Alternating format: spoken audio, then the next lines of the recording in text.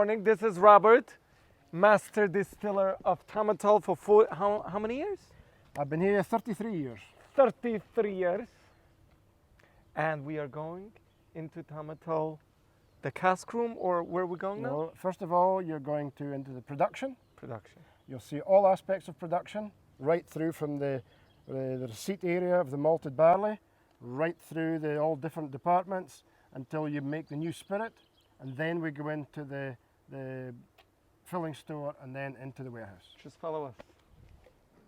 Tomintoul Distillery. Distillery was built in 1965, so it hasn't got that much history behind it compared to some of the others. Our other distillery at Glencadam was built in 1825, so it's got a lot of history. It's coming up for 200 years in a couple of years' time. Glencadam. So Tomintoul was built in 1965, and the main reason was the water source is called the Ballantruan Spring, and it's about 300-400 meters from here up on the hillside. A true spring supply, just goes bubbling out of the ground, and that's the water supply we use for our process. That's so interesting. I came here to taste Scotch, but I went to the sink and everybody told me that I have to try the water. I tried the water. It is a lot better than Poland Spring. There's something to the water. It's Okay, I don't want to talk. Let's talk about Scotch. But the so water. at Tomintoul we produce 3.4 million litres of pure alcohol every year, and the production area is in this side.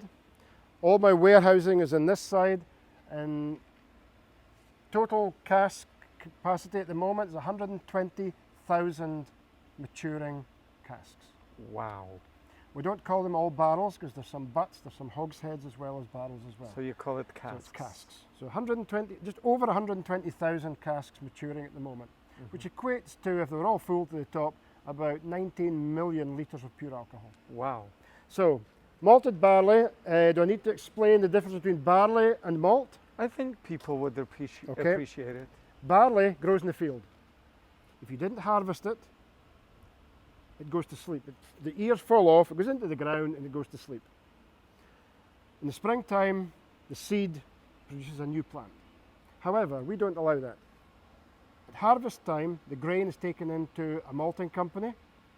We buy all our malted barley from a commercial maltster. The malting company, when it hits their malting area, it goes to sleep. And then it's induced out of dormancy and they soak it in water. After soaking it in water, they drain off the water and the grain starts to germinate, as it would do in nature. And at a set stage of germination, they dry it. Now traditionally, if you look at a lot of the buildings in Scotland, especially in the Speyside area, you'll see all those pagoda Chinese style roofs. Yeah. That was the kilns, and that was where they dried the grain. They would put it on top of the roof? No, they would put it into a wedge wire floor with a fire underneath, and the shape of the pagoda would draw the air up, would draw the hot air through the grain, and it would dry the grain. Very interesting. Nowadays it's done more commercially, to blow hot air into the kilning vessel. But and at the end of all of that, you've converted the barley to malted barley. It's like an enzyme conversion. We're not allowed to add enzymes to anything. We're not allowed to doctor anything within the process. It has to be natural enzymes from the malted barley. That's why it's kosher. But when is harvest? Harvest time in Scotland is any time from August to end of September. Okay, we might be back. Come back during harvest, help with the harvest. Right, let's go into production.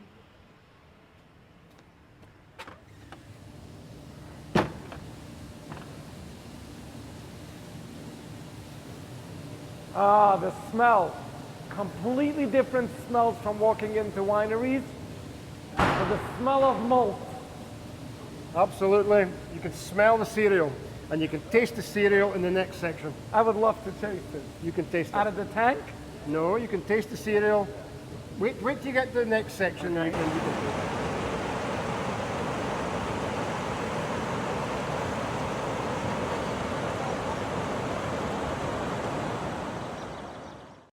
Over the malted barley.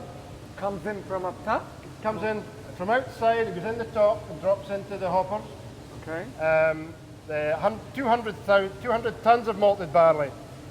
180 tons I use every week. How much produces one bottle? Good question. 1 litre of alcohol. Yes. From 1 ton of malted barley, you can do the maths. Okay. I left school a long time ago. Does a barrel? One ton of malted barley gives you about 410 litres of pure alcohol. Pure alcohol. Pure alcohol. And that's double is, so it's 800. Not quite. You're an American. No, you're 40. American proof. We're slightly different. 46%. So for example, if you've got a bottle of 40% Scotch, Yes. it's 40% alcohol and 60% water. Yes. If you've got a cask strength at maybe 55, 56%, Yeah, 45. 56% alcohol. So we've got a different proof to the US. So we take 180 tons in 1 week from these bins, making what we call pot still malt whiskey. It's a batch process, and each batch is 12 tons. So we take 15 batches a week being processed at any one time. So we're actually processing one at the moment. We're removing from one of the bins, and we're putting it into the next stage where we take the grain, the malted barley, and we crush it. You'll see it in the next bit. Let's crush it. We're crushing it. Okay?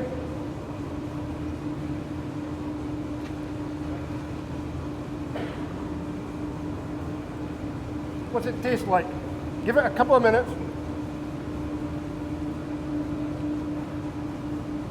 Oatmeal. Quite sweet. Yeah, it's very good. You want more? I would eat it with in the morning with like milk. Well, wait till you see what it comes out as. The grain is dropping into here. Inside, this is a Porteous mill. Inside the mill, 2 sets of steel rolls. The grain drops into here through the first set, which cracks it open, and the second set grinds it into a grist. What we're trying to achieve here, we're trying to break open the grain so that we expose the starch. Now, if you take your grain, that's what we want. We want the starch. So we're crushing it just to expose. That's all that this piece of equipment does. And we end up with... This is the broken piece. This is the broken piece, grist. Okay? So we take this, a very simple test.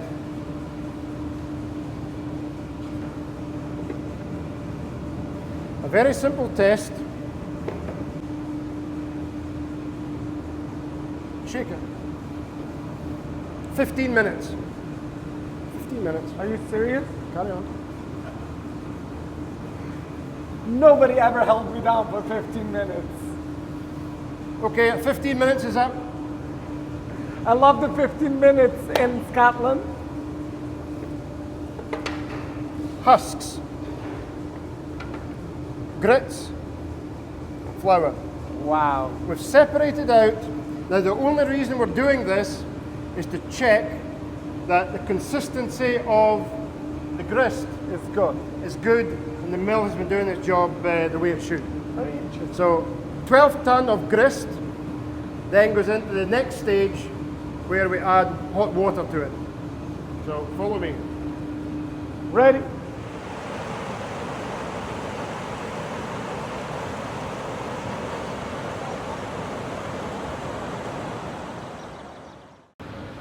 So what we have here is a mash tun. Basically it's a big vessel where we take the 12 tons of grist and we mix it with hot water. The key thing about the mashing process is the temperature of the hot water. The first water goes in at 65 degrees. As soon as that hot water hits the grist, it converts the starch to sugar. Now in the bottom of this vessel, on the floor, there's a very fine mesh plate. allows the liquid to drain through, the liquid sugar, but the solids remain on top. So that liquid we call wort, W-O-R-T. Wort. Wort. And that liquid sugar, the wort, drains through the bed, through the plates. It's then cooled down to 20 degrees and sent for fermentation. What happens to the rest of the... Well, then we add a second water, higher temperature, 76 degrees. And that will convert the sugars that weren't converted first time round. So again, these freshly converted sugars will be drained through the bed, Cool down. cooled down to 20, and that goes into the same vessel for fermentation. We then add a third water. This is to remove any residual sugar within the bed. And that third water is kept in a separate tank. By the end of that process, we're left with a product called spent grain. We call it draff, D-R-A-F-F. And that spent grain is then emptied out of the mash tun and sold as a cattle feed. And then we start the process again. The next batch of grist that comes in, we take the third water that went back, comes in as the first water of the next batch. So this is a mash in progress.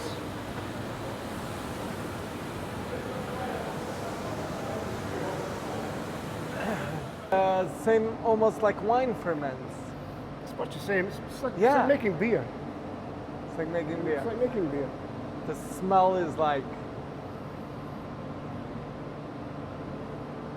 So this vessel, you can call it a fermentation vessel. We call them washbacks.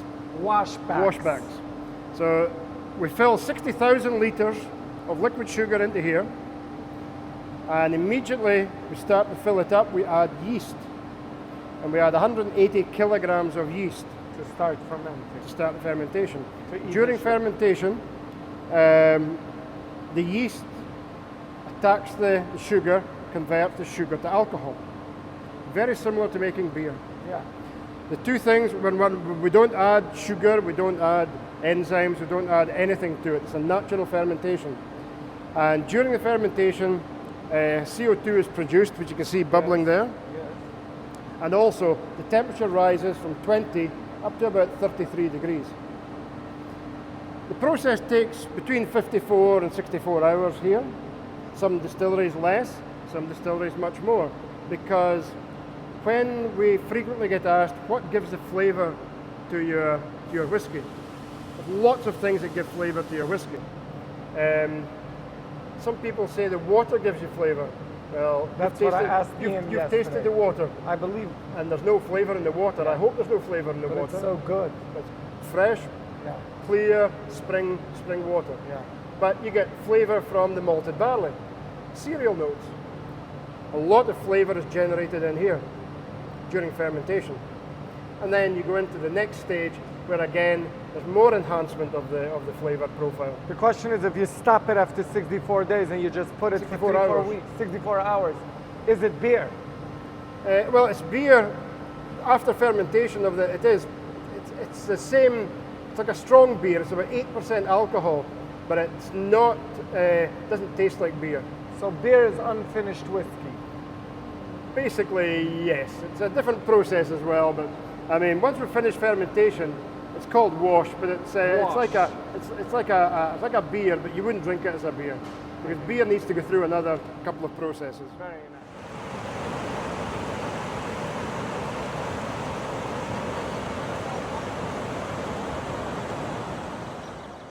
So after fermentation is complete, it goes into the next area where it goes through 2 distillations. Now, one of the key things, and it's a bit noisy in there, but one of the key things about distillation, Tomintoul was renowned for producing a very light, fruity estery spirit. Same one I make every day, every week, every month, every year. And that light, fruity estery spirit is made partly through the fermentation process, but in the still house. And you'll see when you go through, we've got very tall stills, we've got copper condensers, I've got copper subcoolers. And one of the things to remember is that the more contact with copper, the lighter the spirit. The copper acts as a catalyst to take out any of the sulfur compounds in the spirit. But what, when you say lighter, you mean in Lighter in flavour. flavor? It's a more of a fruity, estery type Like the stout spirit. Tomintoul or the Glencadam? Yeah, Glencadam's a little bit different to Tomintoul. It's a bit more creamier spirit Uh-huh. than the Tomintoul. But And why do you want Tomintoul to have that lighter spirit? Because Tomintoul was, going back to the 1965 when it was built, it was mainly going to be used for people's blends. Because single malt whiskey wasn't big in the 1960s. It's only since then that So it was a single base malt- for a blend. It was the majority of, a large percentage of all the whiskies in the 1960s was blended. And a lot of the blending houses needed the Tomintoul light spirit Uh-huh. for their blends. So that's why you became good at it, and you guys. We were always renowned for producing a quality spirit for blends. And then over the years, when Angus Dundee took us over 23 years ago, in our inventory in the warehouse, we've got Tomintoul spirit maturing into very fine whiskey of all different ages. So that's why we're gradually building up the single malt. Very nice. So we'll go into the still house and you'll see the large copper pot stills. Wow. So the taller the copper is, the lighter the whiskey. The more contact with copper, now as you can imagine, we'll explain when we go down to the bottom. Distillation is quite simple. So now you've seen all this, we'll go down to the bottom and we'll explain what happens within the two distillations. So here we have one pair of copper pot stills, and I've got another pair in the next area. So we take 15,000 litres of the fermented liquid, the wash, and we pump it into here. And basically what distillation is, it's a separation of a vapour from a liquid. Yeah. So it's like boiling a kettle. When you boil a kettle, at the atmospheric pressure, the water will boil at 100 degrees and steam will come out of the spout. We're boiling this still. The alcohol boils at a lower temperature than water. So when you boil alcohol, the vapour will separate from the liquid below 100 degrees C. The vapour will separate from the liquid, it rises up the still, along the lye pipe, and condenses back into a liquid. Now that liquid is called low wines. Low wine. Low wine. Nothing to do with wine, definitely not for drinking. It's a new word for wine. It's, in the whiskey business, we've got very strange terminology. I know, So I the- keep on hearing wash and wine. Wash and yeah, wort and draft and yeah. So we have the low wines, and that's kept in a separate tank downstairs. And it's mixed with part of the distillation from the spirit still. Now, when the spirit still is filled, we boil it again. But this time, there are 3 separate fractions we collect from the distillate. So again, you boil the liquid, the vapor separates from the That's from the liquid. second time of separating. Second distillation. Okay. And the second distillation, again, the vapor goes up, condenses back into a liquid, but there's 3 different fractions to that complete distillation. So for the first 20, 25 minutes, the liquid that comes off has got a lot of impurities. The way we test for the impurities is we add some water to the sample, and if it turns cloudy, we know the impurities are still there. So you distill it again. No, we just keep on distilling, keep on distilling. And at a point when you add the water and it's crystal clear, no cloudiness between the alcohol and water mix, then we know the impurities have been distilled out, and we can collect the second fraction, which is the spirit. Now that first fraction is called foreshot, and that's mixed into the same tank as the low wine. What is it called? Foreshot? Foreshort. F-O-R-E-S-H-O-T. So it gets from low wine to foreshort. So there's some low wines in that vessel down there. The first part of the distillate is foreshot. Yeah. The second part of the distillate is the spirit. Okay. Think of a salmon. You've got the heads, you've got the tails, and you've got the middle cut. The heads will be the foreshot, the tails is the feints, and the middle cut is spirit. is the spirit. And that's what we have here. if you can be a distiller for the day, you can tell me what the strength is. I would love it. So far, it's going to become a spirit now. That's spirit. That's the bit we're collecting. So we've removed the foreshot. Yes. From We're this now- one. And then the spirit is from this one as well. This is the middle fraction. And then once we've reached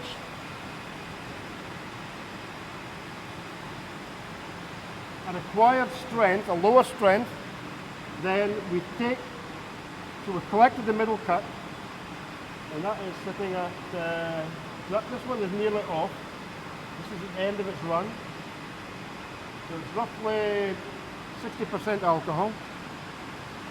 And then the stillman will come along, and once he's removed all the good part, the spirit, he will turn this over to there.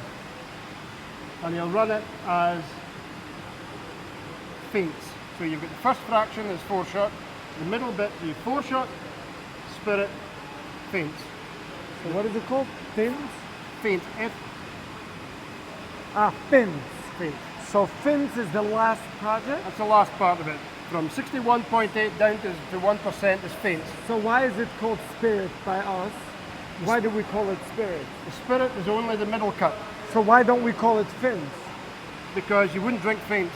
You only drink the middle. You only drink the middle part. The faints would not be drinkable, the foreshot would not be drinkable, and the low wines is not drinkable. And what happens to that? They Just get, wash it through? they get into a tank and they get the foreshot, the low wines and the faints are then put into the still for the next batch. So once we've distilled all the alcohol from both stills, we empty them out and then we fill them up again. Batch distillation. Not like in America where they've got continuous distillation. Continuous distillation, totally different to this. There's a few pot stills in America. Woodford Reserve, Yeah. you've got pot stills. But most of your big stills, most of your big bourbon houses have got Narrow- column stills. Yes.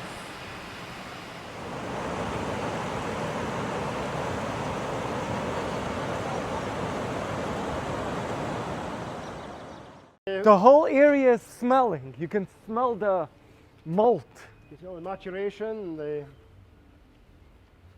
What do you do with your barrels when you're done? depends. If they're totally exhausted, not used for anything, they're cut up for garden tubs or firewood. But these are the barrels that we take in from the US. This is a very small amount of them, but we go out to America once a year and meet up with the cooperage companies in America who they buy in the barrels from the bourbon houses, and they're shipped as they are at the moment. They're shipped as a whole. When we take them in, we classify that as a BB1, bourbon barrel first fill. It's first fill of whiskey, not of bourbon. So we put in new spirit into the barrel, put it in the warehouse.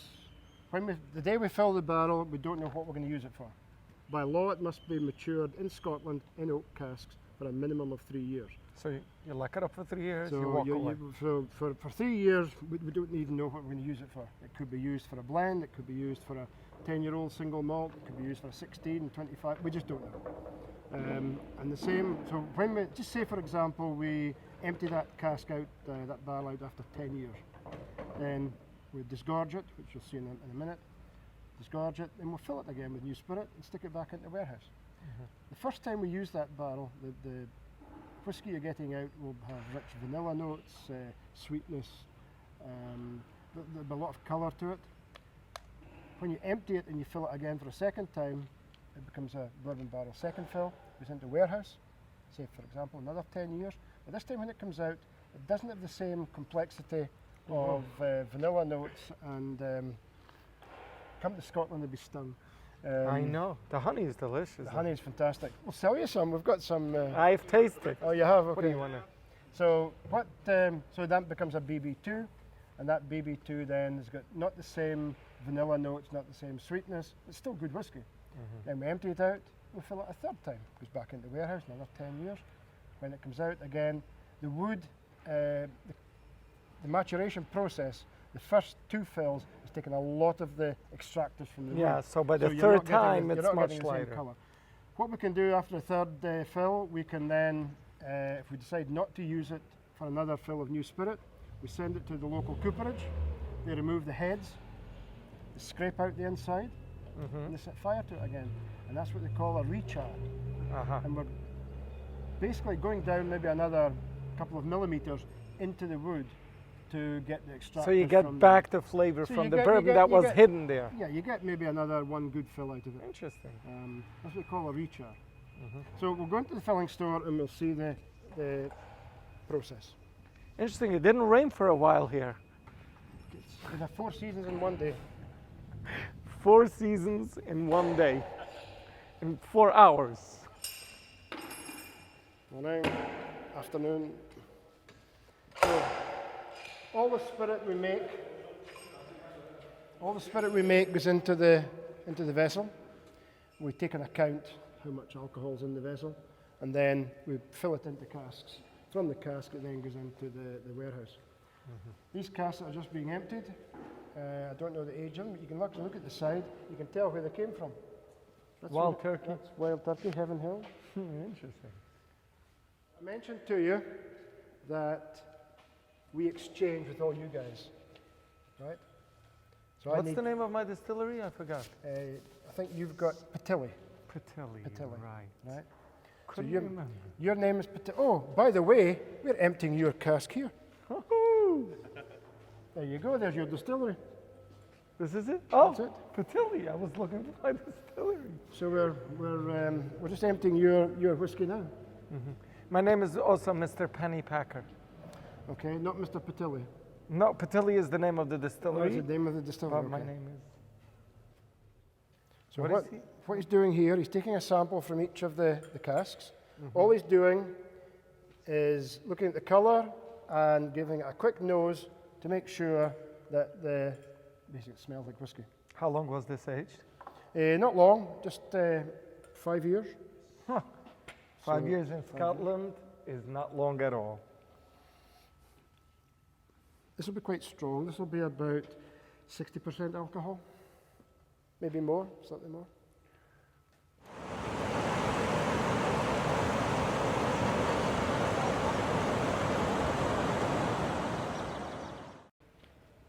Raining again.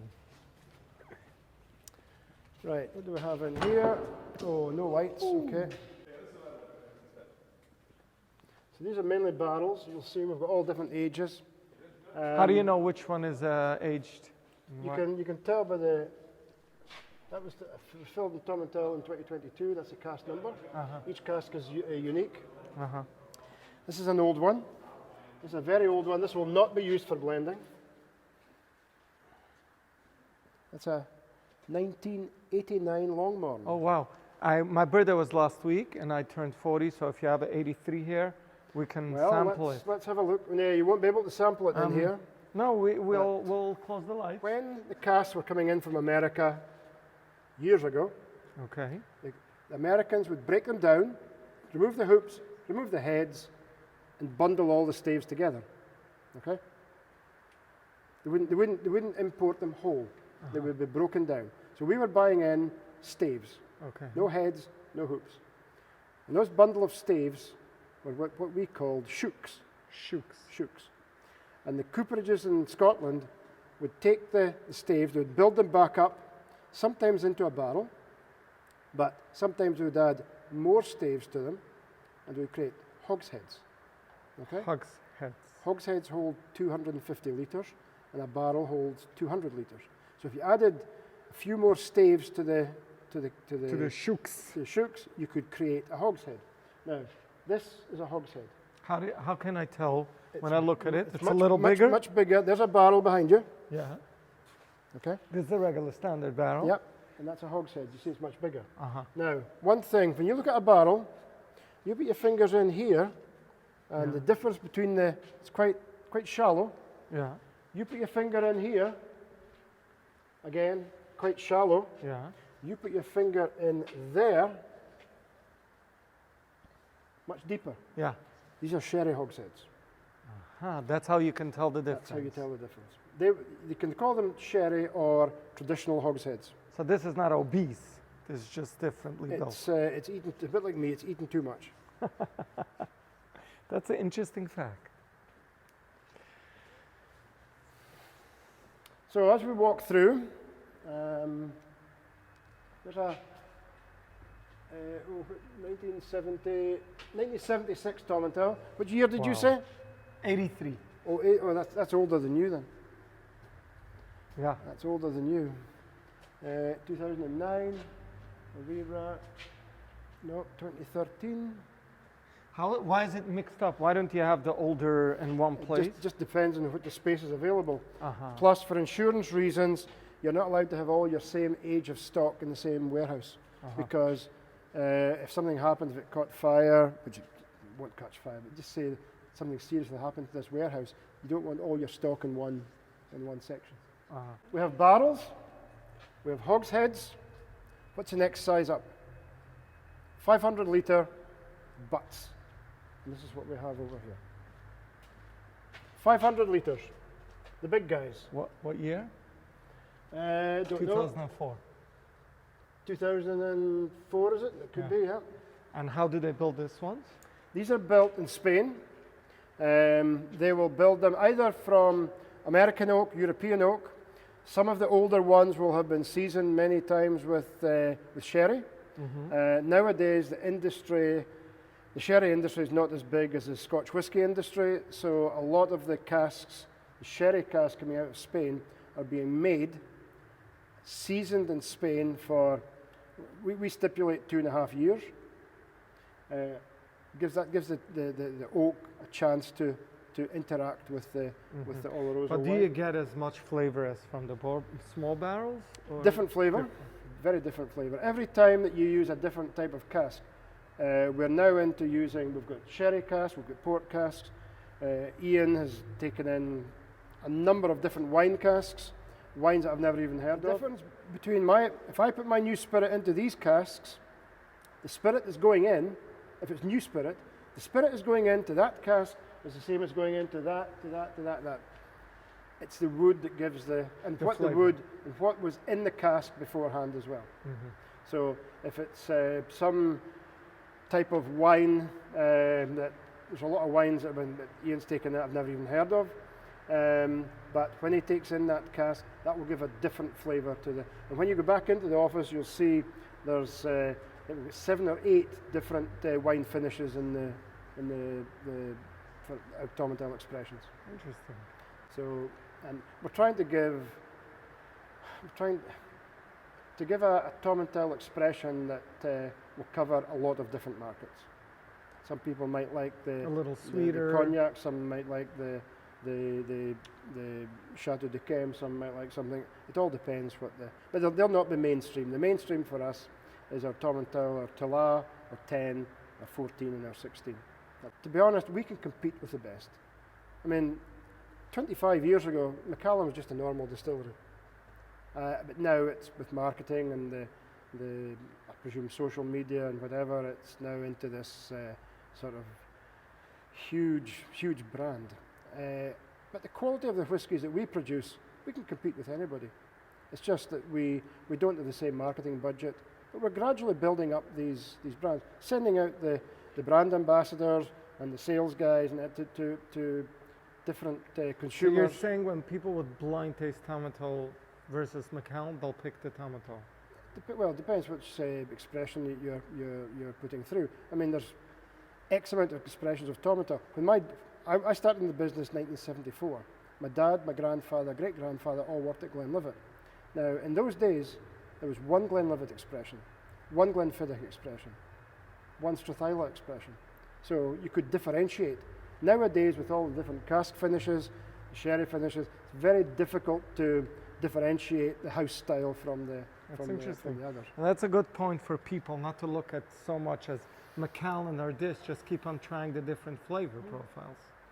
I mean, when I'm very lucky. I don't travel as much as some of the guys in the company, but when I'm traveling and I see a Tomintoul bottle being drunk in whether it's in the Far East or in the US, my mind is going to, this is made at a very small place in the middle of nowhere in Scotland, made by really crafted people, highly regarded people and craftsmen, because we don't have automation here. It's all, it's people that make the decisions. So we are producing a quality spirit, and when you're drinking that Tomintoul, this was made. So you should know that hundreds of bottles are going out every Shabbos, Saturday, and all the synagogues and houses to celebrate. You know how much Tomintoul we consume? I'm hoping, well, you could always consume more. And Ian told me that he wants to travel, so you have to stay here more. Yeah, I think Look, that's been maybe mentioned to me a few times recently.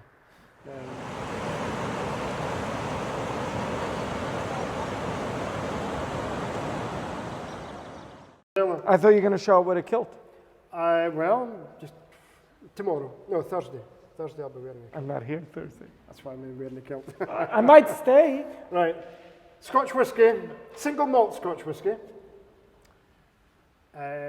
must be bottled in Scotland. Okay.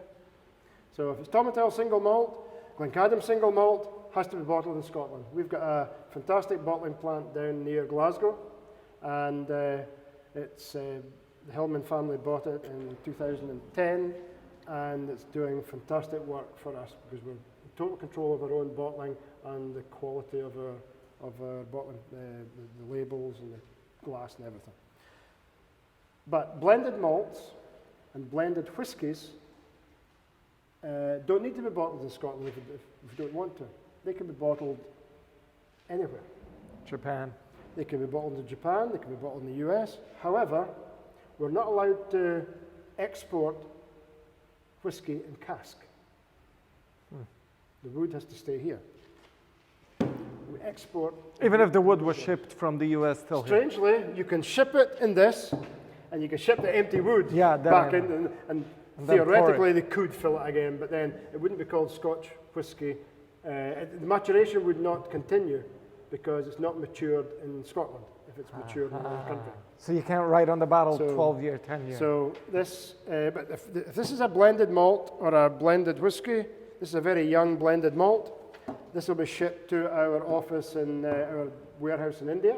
We have an office in India. We've got one in China, one in Thailand, and this will be shipped to them, and this will be sold to a customer for his own label brand. That's how the company was built up in blended whiskies. So you're still so trying to stick. Still about 90% of what we do is blended whiskies. 10% roughly is the single malt market. Roughly, it's not. I don't know the exact figures, but it's as an industry average, that's about the way it is. Very nice.